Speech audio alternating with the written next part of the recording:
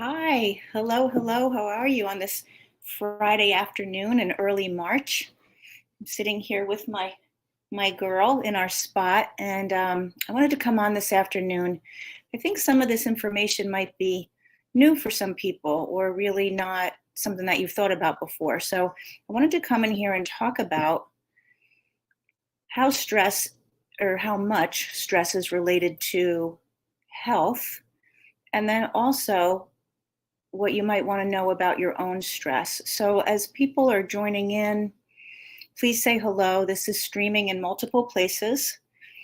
If you just come across this somewhere on social media, my name is Linda Downey. I'm a functional health practitioner, a transformational health coach. And so, this is streaming, as I said, in multiple places. And for the podcast, The Unconditioned Life. So, this is an episode for The Unconditioned Life on stress. Are you addicted to stress? How does that impact your health? So again, say hello, or if you watch the replay later, thanks so much for listening. Hi, Diana. Thanks for saying hi. So as I said, my girl here and I are hanging out in our favorite spot in the house, and late Friday afternoon, just wanted to have a conversation with you. The CDC, Center for Disease Control, estimates that 80% of all illnesses have the number one root cause is stress. And the folks who actually do the research, right, the Center for Disease Control publishes after things have been researched and studied, but the folks who do the research in the colleges like Stanford, University of California, San Diego, Southwestern University, Harvard, so the top learning institutions and medical centers, they actually say that it's more like 90 to 95% of all illnesses and disease have the number one root cause of stress. And the reason that is because stress actually changes the biochemistry of your body. So if you have a genetic predisposition, right, like something's in your family, autoimmune disease or cancer, whatever it is, that's in your family, stress is going to create the environment in your body that's going to turn that gene on. But you can also have that gene not be turned on. You can have that gene be triggered off, depending on the environment that the cells in your body live in. And stress is the number one thing. So there's stress like toxic chemicals, pesticides, those things cause stress in the body. There's stress, processed foods. But I want to talk about emotional stress because it really doesn't matter to your body what's the source. All of it is stress. It's a disruption of how the body is supposed to function. But emotional stress is really, really the biggie that I don't think people realize, because our lives today are just stressed. And so people are like, well, that's just life. This is my life and that's how it is. That's how everybody is. And you could say, well, look around, look around and look at the level of health that we see, pretty much out there and what most people are dealing with. By the time people are in their 40s, a lot of people are on 2, 3, 4, 5, 6 prescription medications. So there's a lot of health issues. So yes, it may be the norm, but it's not normal for your body. So are you addicted to stress? I actually this morning did, I do my little coffee conversations in the morning that are just like 5 minutes. And I talked about being addicted to stress. Yeah, that was this morning. And is that possible that you could be addicted to stress? So it all came from a client conversation last night. I was on a client group call with my clients and we were talking about that. And one of them said how, as she's working on relieving stress, she's noticing how weird it is. It's like weird to her body to not be stressed. And that's the addiction. Because what happens is when we are stressed, which is true stress, true fight or flight, should only happen a couple of times a year. We should be living the way our bodies are designed, is to have us be living not in stress, but in peace and happiness and love and resting. And then a couple of times a year, the tiger shows up and you've got to run or you've got to fight. But that shouldn't last very long, and you should go back to peace and love and joy and rest. But that's not how our life is.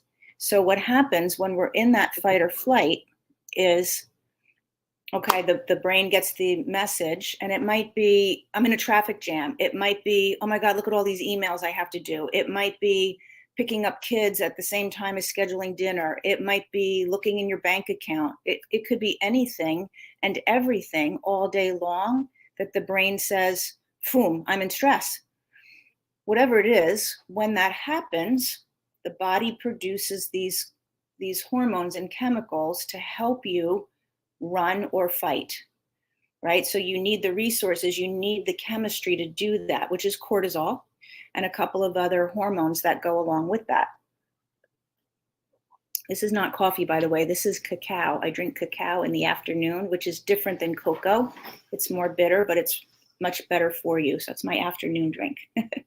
Anyway, so when your body is producing, I'm going to call it a cocktail. It's a cocktail of chemicals and hormones to allow you to run and fight. At the same time, in that same cocktail, the body recognizes if you're running for your life or you're fighting, you're going to need to be able to sustain that. So you get these hits of dopamine, which is the feel-good neurotransmitter. You get these hits of dopamine in your brain that motivate you to keep going with whatever you're fighting or running from. You also produce, when your stress level is up, something to numb out the pain. Because again, that's the body's way of saying, okay, if you're really in fight or flight and you need to keep running and keep running, you don't want to feel the pain that when your legs are getting exhausted. Or if you're in a fight, you don't want to feel the pain of the fight. So we're going to numb the pain. We're actually going to numb it so that you can keep going with what you need to do. So you're not going to be stopped by the thought of this is too much or this is too painful. And that'll get you through. So that's part of the body's way of taking care of you. But that's where people get addicted, because people get addicted to those hits of dopamine. In fact, when we stay stressed all the time, and that's the only way we get our dopamine, that feel-good transmitter. So, if we could just be sitting outside enjoying nature and look around and have a feeling of peace and well-being and feeling good and allow our bodies to get dopamine that way, that would be awesome. Except most people don't have the time or the ability to do that. So they get their hits of dopamine in this stress cocktail. And then the brain doesn't know how to do it without that. So when we're not stressed, if you're someone who's addicted to stress and there's like nothing going on to deal with, there's no catastrophe, there's no drama, there's no whatever, you feel bored. You feel like something's wrong. I'm supposed to be doing something. It's like you can't really sit and enjoy nature or even watch a movie with your family, because you ever know that person who's, maybe you are that person, who's always up and doing stuff. Even while the movie's on, they're, running around doing stuff, up, down, getting stuff for people like that. We also can see it in other kinds of behaviors. So if you're like a workaholic, if you're someone who's just, even on the weekends, just keep going, someone who never takes vacation. That was me. I always threw out hi, Janet. So Janet is asking, does breath work help? Anything that will help your body calm down in the moment will help, because it'll help to get your nervous system to calm down.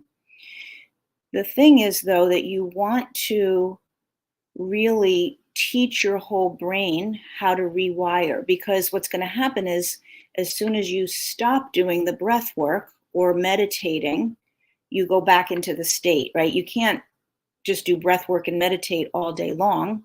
So it'll help you during that time. It's kind of like I don't want to say Band-Aid, but a little bit like a Band-Aid. I mean, breath work, I do breath work, I do meditation. It's all important.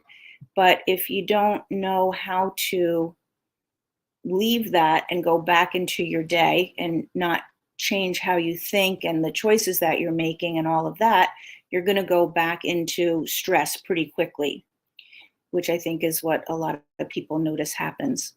So signs that you are addicted to stress are, I'm a workaholic, meaning even through the weekend is for doing more chores or picking up a second job, or just doing things, never really resting. I was one that never set aside time for vacation. In my 20s and 30s, nope, gotta work, nope, gotta work. I also grew up in an alcoholic household. So I was very much used to stress. So there's the ways of coping that come with that. What I'm talking about today really is the physiology about it, the physiology to always need to be coping with something, right? The reasons that we choose that, self-worth, feeling like that's the way to make people love us, that's another conversation. But this is about actually being addicted to the cocktail of the hormones that give you the hits of dopamine and the numbing the pain. So when you have that automatic numbing the pain, it's like, like when somebody dies and you're like, you just go through everything and all of this stuff, and then you crash later when like when everybody leaves and it's all over with and there's a crash.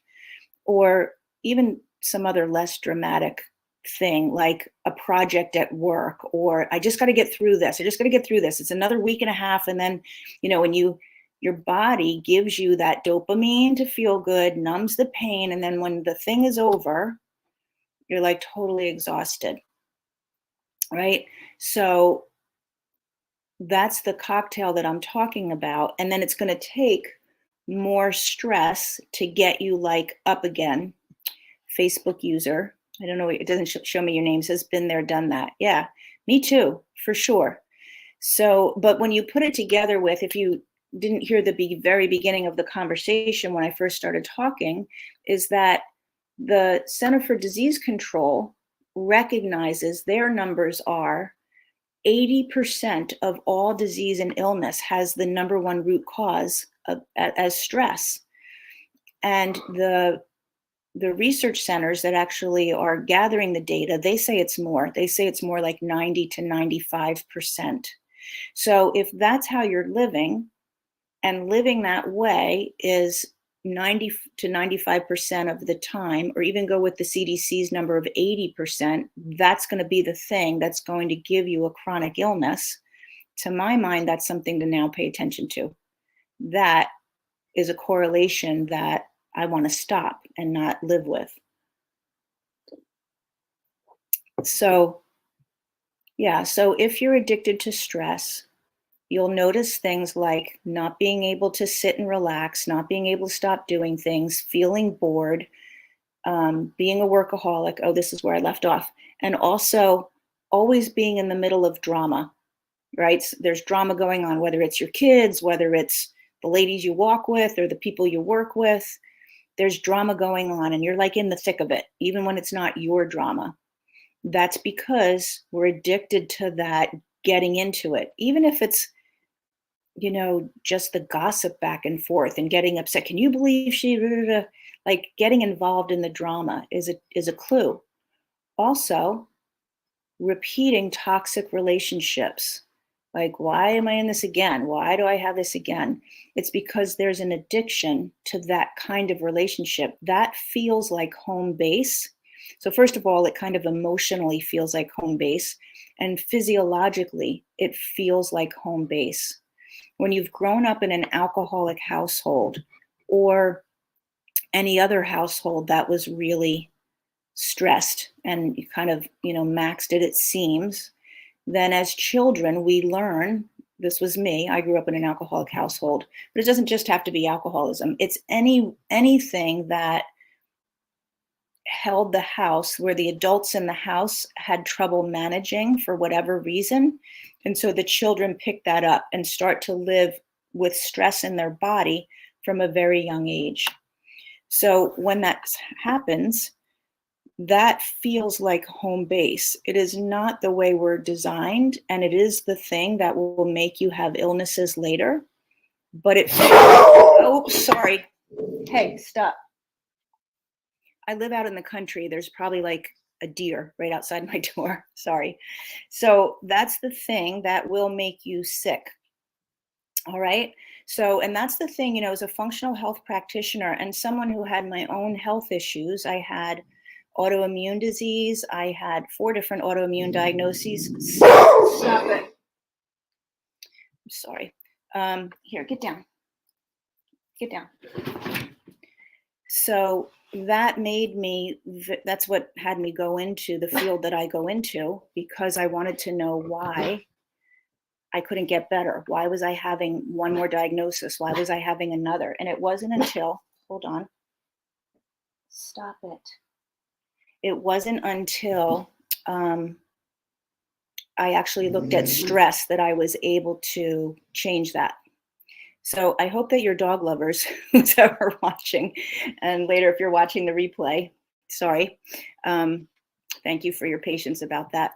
But that was what made me look at, like, why can't I get better? Why am I doing all the things and yet still having more medication that I need or another diagnosis? Why is that?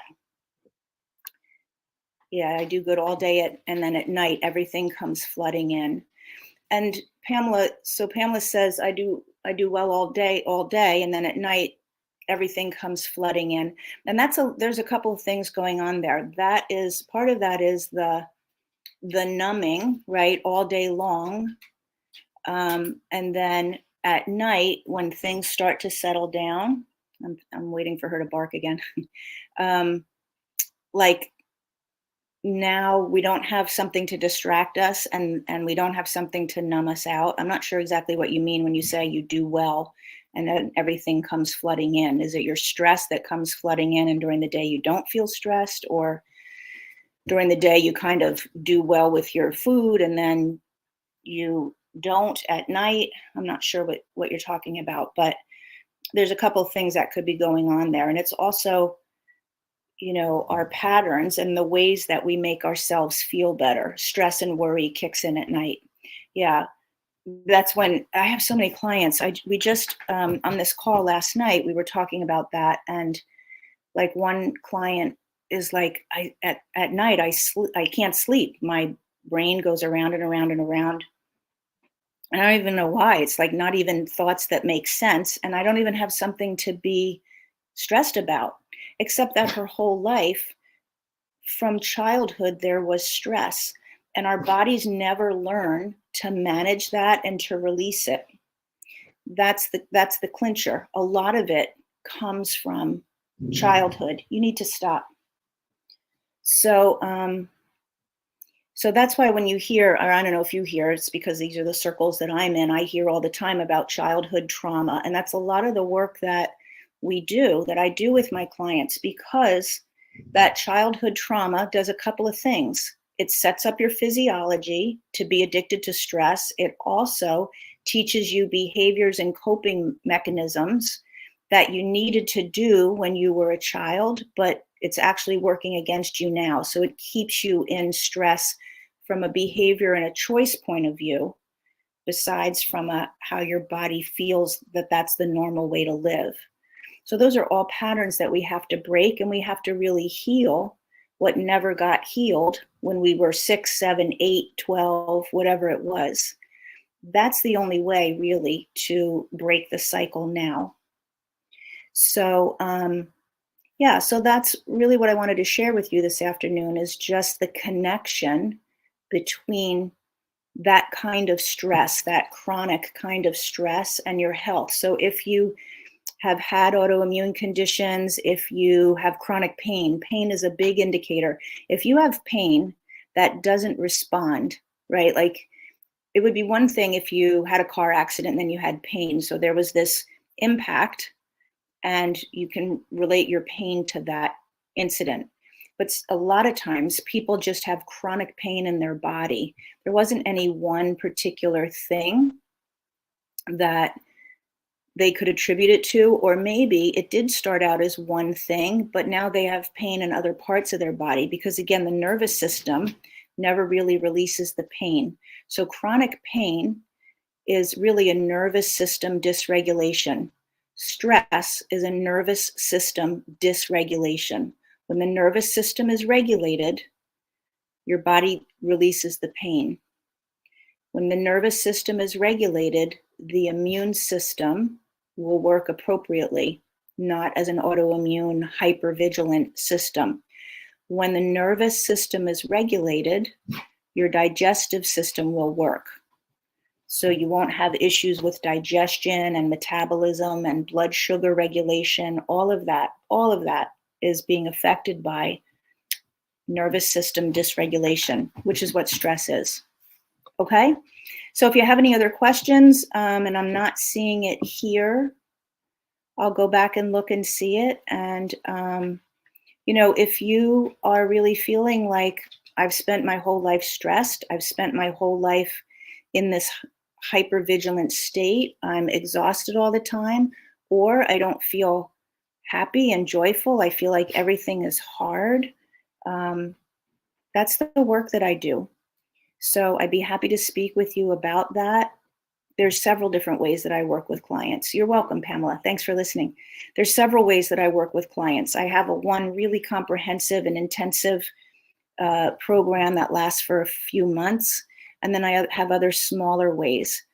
I'm also, in part of my own journey, as I was like figuring out really for my own health, I became a spiritual coach because the spiritual connection, the mind, body, and spirit is very, very important. When we're not addressing all three, we're not ever really getting well again. So I do a lot of spiritual work with people. Now, whether you want to use the word God or not is up to you. I do. But whether you want to use the word God or not, we all have a spiritual part of ourselves. And when we're not in alignment, as I said, when we're not in touch with our spiritual heart, when we're doing things to cope through life, which is not how we're meant to be. Stop, honey. She's growling. I don't know if you can hear that. She's sitting here. There's definitely something outside. But, that's a very important part. So I spent a year and a half at least minimum in my own spiritual healing once I put all the pieces together. And then I got trained in how to do that. And that's a big part of the tools that I bring in the work that I do. So if you want, oh, good, Diana, thank you for listening.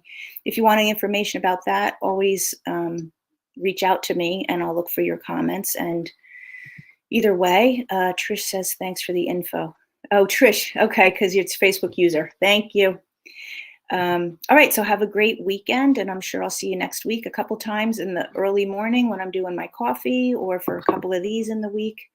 I'll look forward to seeing you there. Okay, thanks so much. Have a great day.